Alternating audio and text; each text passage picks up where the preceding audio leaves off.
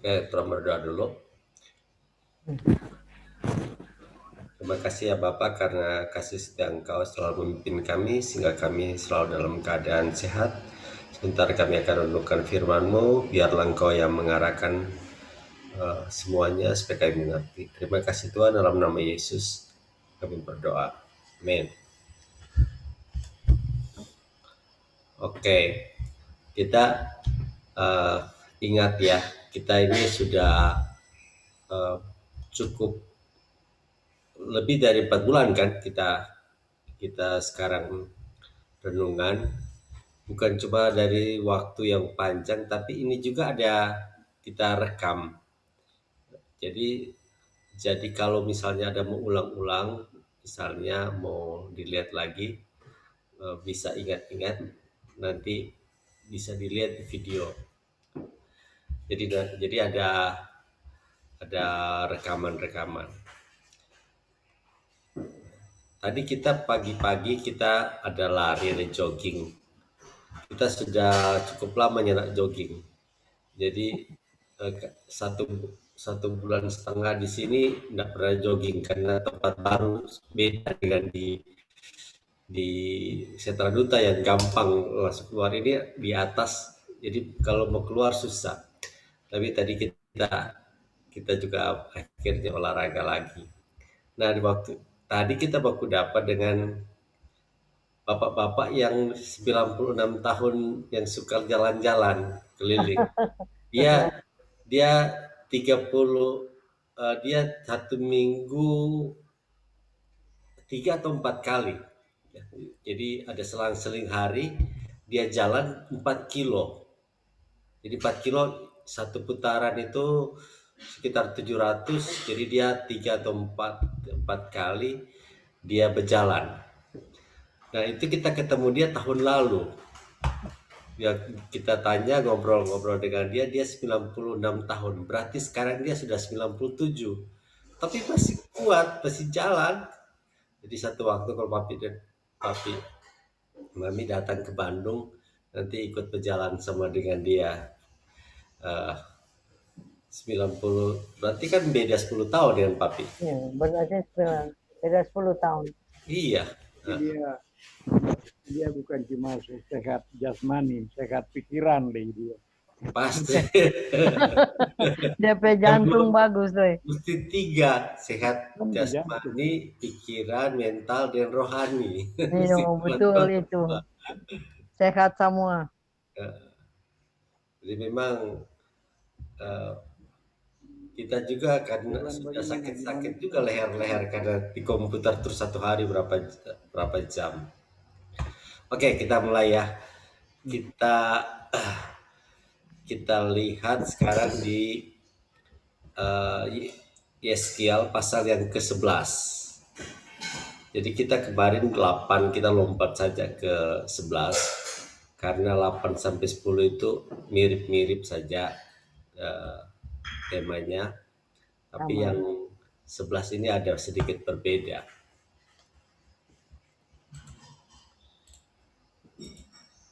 Nah, di pasal yang ke-11 ini,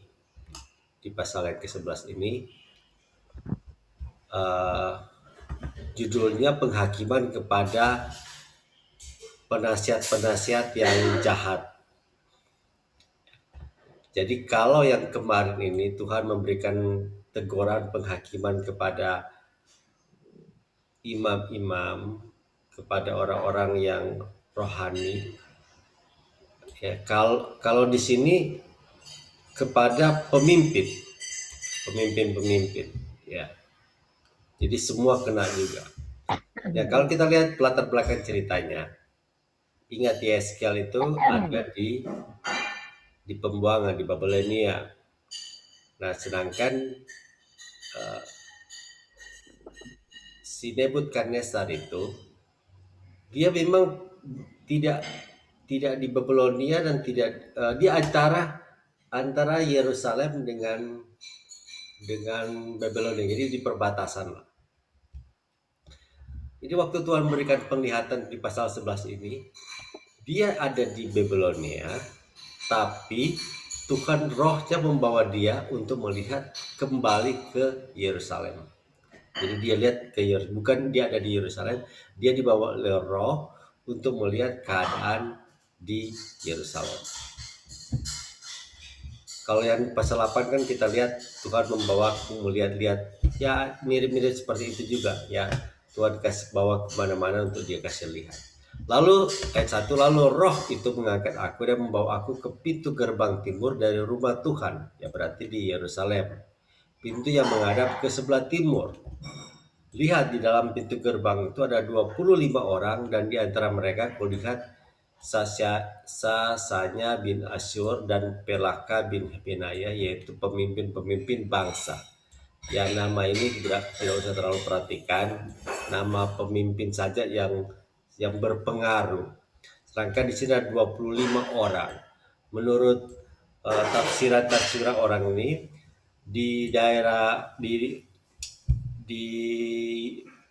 Israel biasanya dipilih pemimpin sebanyak 24 orang dan satu pemimpin besarnya. Jadi jumlahnya 25.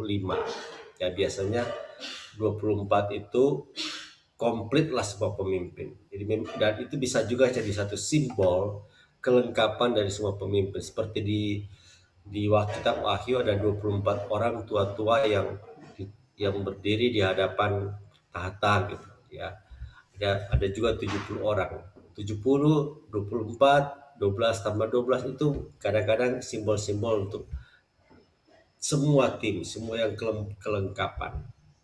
Nah, firman-Nya kepadaku, hai anak manusia, inilah orang-orang yang merancang kedurjanaan dan menaburkan nasihat jahat di kota ini. Jadi ke-24 25 orang ini disebut pemimpin-pemimpin bangsa, ya. Oh enggak. Di sini ada 25 orang penasihat, dan di sini pemimpin bangsanya Yesaya bin Asyur ada gitu ya. Jadi Tuhan mengatakan, hai ada manusia, inilah orang-orang yang merancang kedurjanaan dan menaburkan nasihat jahat di kota itu. Jadi kalau kota itu akan berjalan berdasarkan penasihat-penasihat yang dituakan, yang dihormati. Kalau mereka mengatakan ini, ya pemerintah akan menjalankan ini.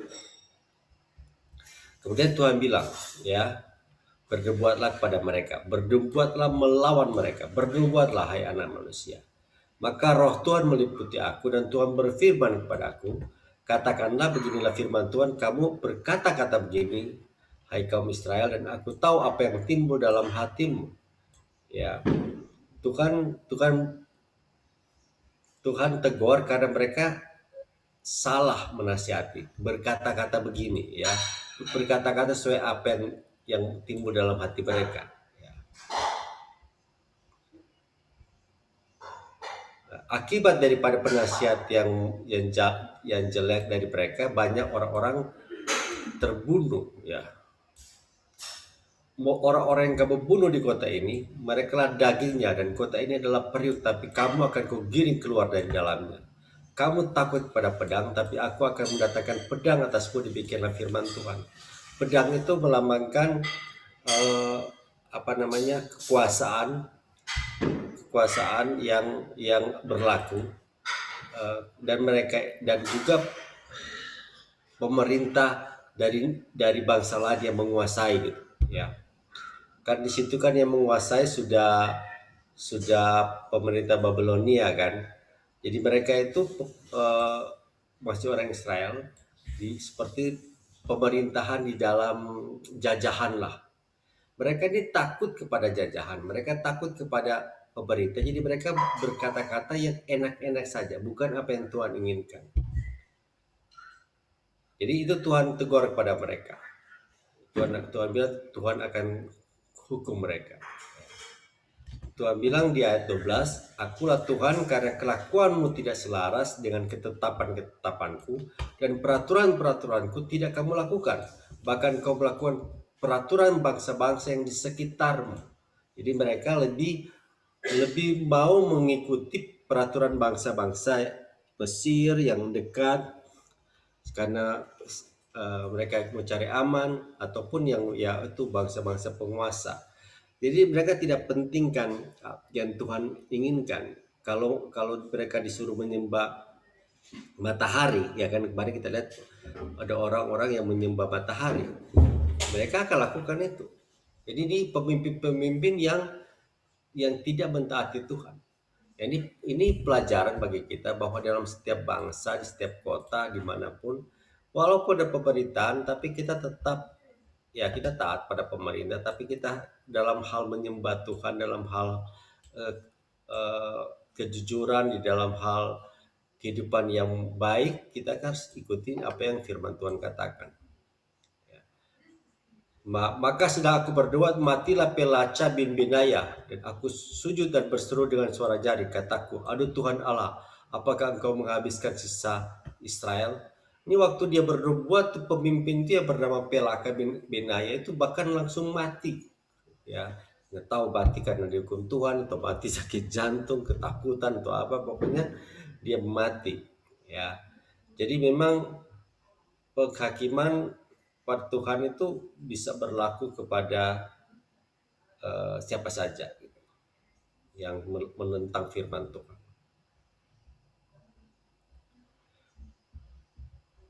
Nah, di bagian kedua daripada pasal yang ke-11 ini ada satu nubuatan yang yang baik yang bisa berlaku untuk masa dekat, dalam arti dalam beberapa tahun sesudah kejadian yang mereka alami, atau juga bisa terjadi sampai pada sekarang, sampai hari ini, eh, atau juga bisa terjadi pada masa-masa di mana ada pemulihan pemulihan Israel. Kita tidak tahu persis, tapi ini bisa, nubuatan ini bisa bisa macam-macam lah, ya, tidak selalu satu peristiwa. Tapi pokoknya ada orang-orang yang Tuhan bilang mereka akan dipulihkan. Kemudian datanglah firman Tuhan kepadaku, hai anak manusia, penduduk-penduduk Yerusalem berkata tentang semua saudara-saudaramu, tentang kaum kerabatmu dan segenap kaum Israel dalam keseluruhannya. Mereka telah jauh dari Tuhan, pada kami tanah ini diberikan menjadi milik. Oleh sebab itu, katakanlah, beginilah firman Tuhan, walaupun aku membawa mereka jauh-jauh di antara bangsa-bangsa dan menyerahkan mereka di negeri itu, dan aku menjadi tempat kudus yang sedikit artinya bagi mereka di negeri mereka datang. Oleh sebab itu, katakanlah, beginilah firman Tuhan Allah, aku akan menghimpunkan kamu dari bangsa-bangsa dan mengumpulkan kamu dari negeri-negeri di mana kamu berserak, aku akan memberikan kamu tanah Israel. Ini salah satu yang menjadi doa mereka supaya mereka bisa kembali lagi, karena mereka kan sudah terbuang. Jadi mereka merindukan supaya mereka bisa terkumpul, dan ini bertahun-tahun mereka rindukan. Dan ini juga salah satu ya, bahan yang dipakai oleh di abad ke-20, abad ke-20 ya, tentang Sionisme, tentang orang-orang yang kembali dari dari berbagai negara, orang-orang Yahudi, dan membangun Israel kembali. Ya, Tuhan bilang kamu akan dikumpulkan dari tempat mana kamu akan tercerai-berai. Tujuan Tuhan adalah kalau orang-orang ini kembali ke sana, kembali ke tanah, bukan cuma sekedar mereka dapat tanah, tapi mereka adalah kumpulan orang yang baru, generasi baru yang takut akan Tuhan. Itu tujuan Tuhan. Makanya disebut 70 tahun mereka akan dibuang, dan 70 tahun kemudian mereka akan kembali ke Yerusalem. Itu supaya generasi yang lama itu yang tidak taat eh, sudah nggak ada generasi-generasi yang baru yang takut akan Tuhan. Maka sesudah mereka datang ke sana, mereka akan menjauhkan segala dewa-dewanya yang menjijikan dan segala perbuatan-perbuatan yang keji dari tanah itu. Aku akan memberikan mereka hati yang lain dan roh yang baru dalam batin mereka. Juga aku akan menjauhkan dari tubuh mereka hati yang keras dan memberikan mereka hati yang taat. Nah, ini yang Tuhan rindukan untuk setiap orang, ya. Apapun kejadiannya, Tuhan inginkan ada satu orang yang bertobat, yang memiliki hati yang baru. Dan ini juga bicara tentang orang-orang yang lahir baru, orang-orang yang kita rasa ya, kita bisa bilang itu orang-orang yang lahir baru, orang-orang yang Tuhan selamatkan, yang memiliki roh yang berbeda, hati yang bukan hati yang keras, tapi hati yang taat. Supaya mereka hidup menurut segala ketetapanku dan peraturan-peraturanku dengan setia, maka mereka akan menjadi umatku dan aku akan menjadi Allah mereka. Jadi tidak bicara lagi tentang orang Israel atau orang Yehuda, tapi kita rasa ini sudah berbicara kepada semua orang yang percaya. Orang percaya itu sudah menjadi umat Tuhan lagi.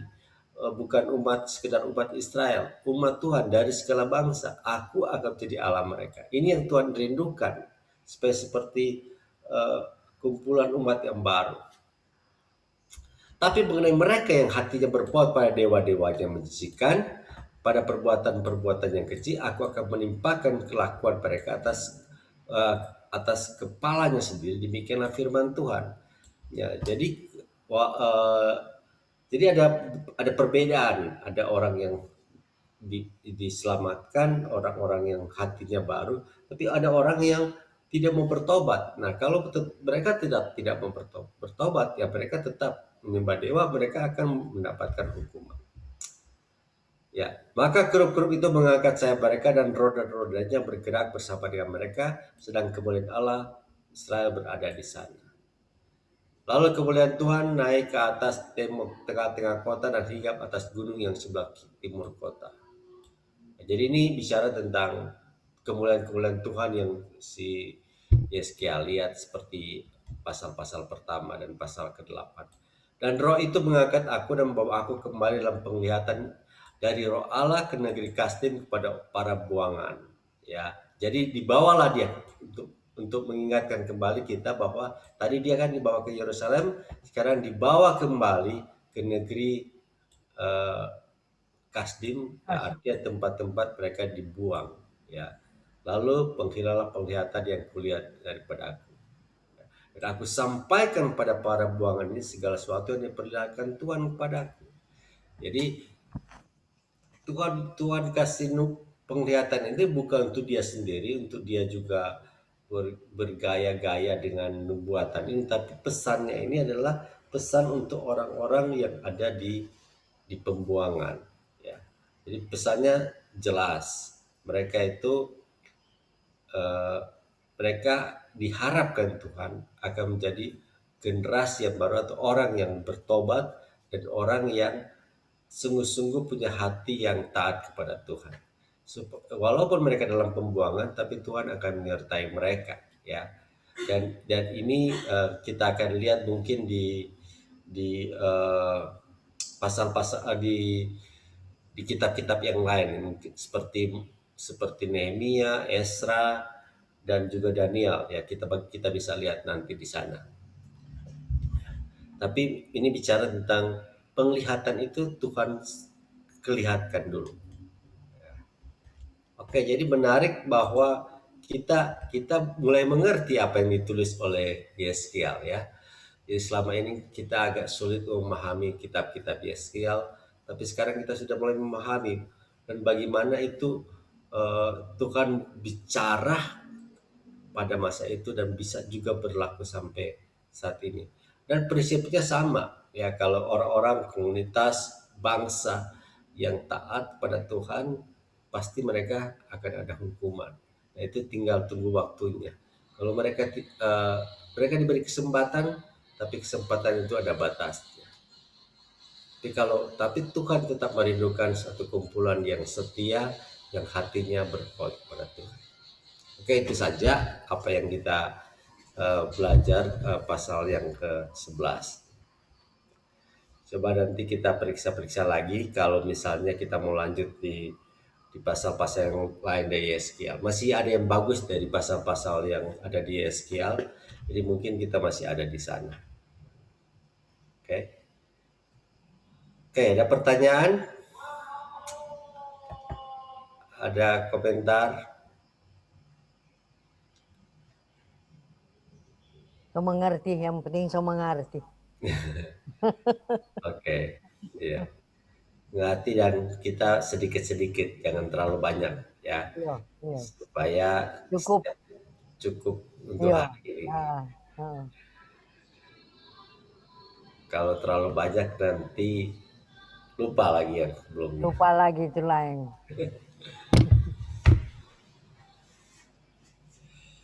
Oke, kalau tidak ada terlalu berdoa. Bapak terima kasih sekali lagi, kami sudah satu step, satu langkah untuk belajar firman-Mu. Kami berdoa Tuhan, kami menyetujui, kami beriman apa yang dibuatkan oleh Yeskiel di pasal yang 11 ini terjadi pada diri kami. Kami merindukan itu, supaya Engkau berikan kepada kami hati yang baru, bukan hati yang keras. Kau berikan kepada kami hati yang taat.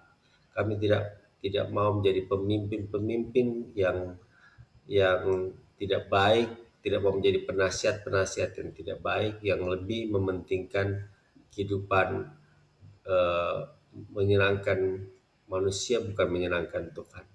Berdoa Tuhan supaya para pemimpin dalam bangsa ini, baik di DPR, menteri-menteri, terutama orang-orang Kristen, supaya mereka menjalankan fungsinya mereka dengan sebaik-baiknya, menjadi saluran kasih Engkau, saluran hikmat daripada Engkau, supaya membawa bangsa ini kepada takut akan Tuhan dan menyediakan jalan supaya banyak orang bisa percaya kepada Engkau. Tidak ada yang mustahil bagi Engkau, terutama di Manado Tuhan, banyak orang-orang yang sudah di dalam Tuhan, para penasihat, para pemimpin, berdoa supaya mereka menjalankan fungsinya dengan sebaik-baiknya, tapi dengan takut akan Tuhan. Terima kasih Bapak, kami serahkan kehidupan kami dalam masa-masa sekarang, kesehatan Papi dan Mami, sampai semua anak-anak dan cucu-cucu, yang berdoa supaya semuanya dalam keadaan sehat dan baik-baik saja, dan kami bisa beristirahat hari ini dengan kesehatan yang prima. Terima kasih Bapak, dalam nama Yesus kami berdoa. Amin. Amin. Oke, ya. Besok ya. Ayo. Ya. Besok lagi.